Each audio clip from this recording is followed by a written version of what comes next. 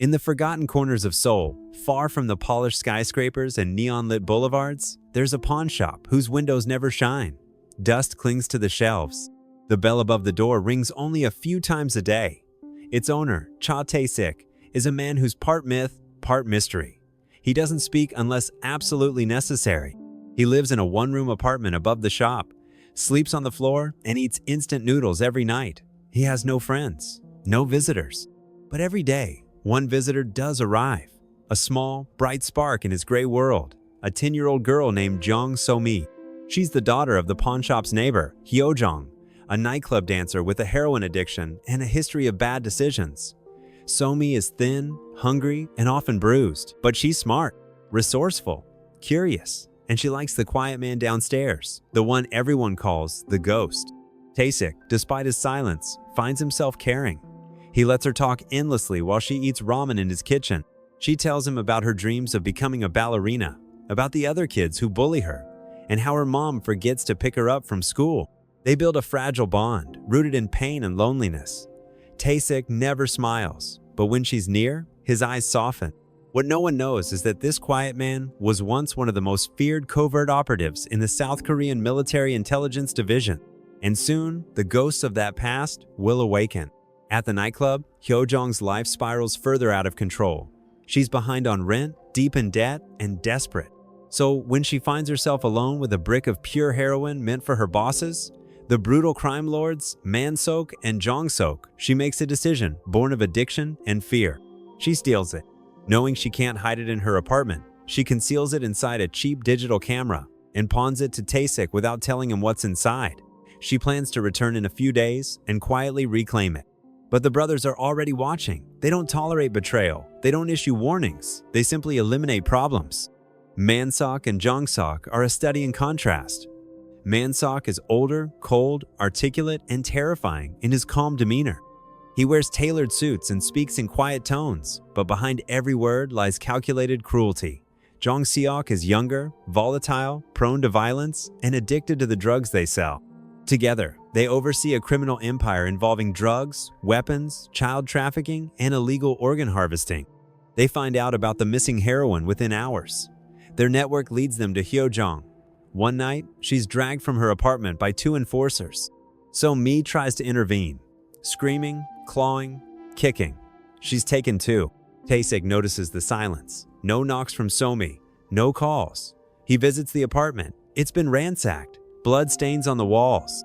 As he's processing the scene, police raid his pawn shop. A tip led them there. A tip from the gang itself, meant to remove him as a variable. They find the heroine. They arrest him. At the station, he says nothing. But the deeper the officers dig, the more confused they become. His prints don't match any civilian database. His past is classified. Then an older officer runs a deeper search. The truth emerges. Tae-sik, former covert operative, part of an elite unit tasked with high-risk black operations, specialist in close combat, surveillance, and infiltration. Medically discharged after his pregnant wife was assassinated by a car bomb meant for him. He disappeared after her funeral. Until now, Tae-sik escapes police custody in minutes. Calmly, precisely. No fatalities, just incapacitated officers. He returns to his pawn shop and opens a hidden wall panel. Inside is a locked case. Inside that, a suppressed handgun, military-grade knives, burner phones, and a photograph of his wife, the last one before the explosion. He begins hunting. He tracks down local dealers. He interrogates them with clinical efficiency. One has his hand shattered. Another is left dangling from a rooftop. Through brutal means, Tae-sik uncovers a horrifying trail, a network of trafficking centers, underground labs, and a plan to auction off So-mi's organs to black market clients. He has 48 hours.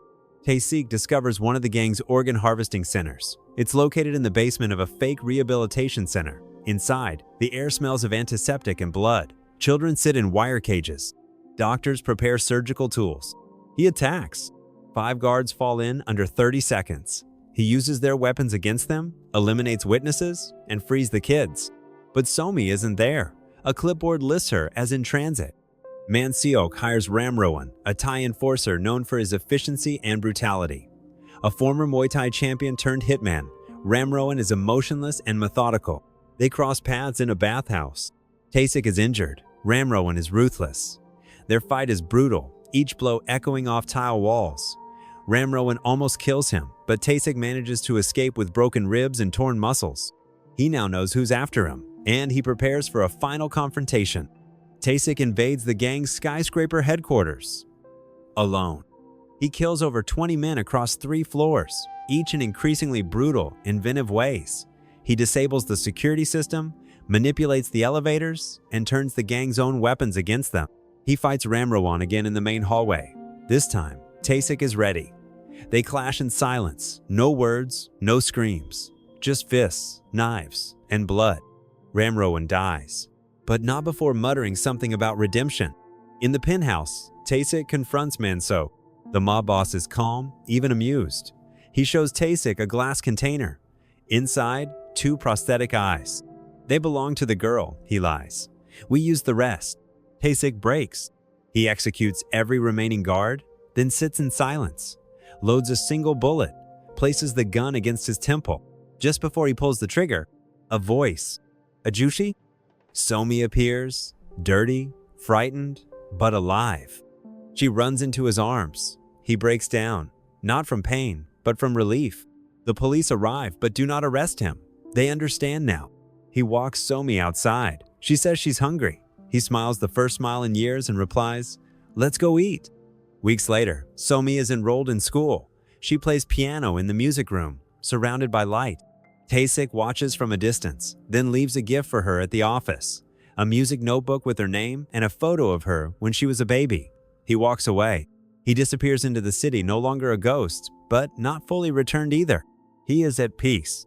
Once a man from nowhere, now a man who gave everything to someone who had no one. Not just a killer, a savior, a father in silence. This was the Man from Nowhere. For more cinematic, full-length recaps with every detail, don't forget to like, share, and subscribe.